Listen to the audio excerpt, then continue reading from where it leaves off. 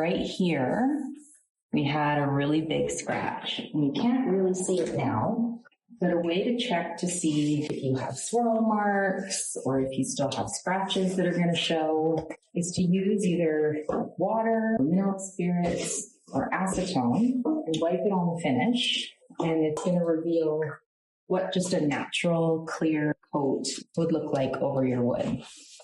So, you see that?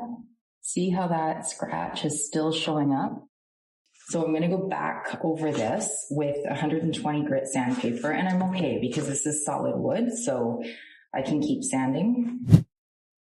I'm sanding now with 120 grit sandpaper, and then I do a test with the acetone again to see if I've actually removed the scratch. Because I haven't, I continue to sand.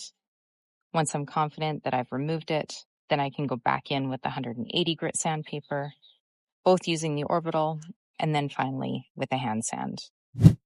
This time I'm going to use some water because I'm putting a paint wash on here anyways. So you can see I got rid of it. There's no more scratch there, which is fantastic.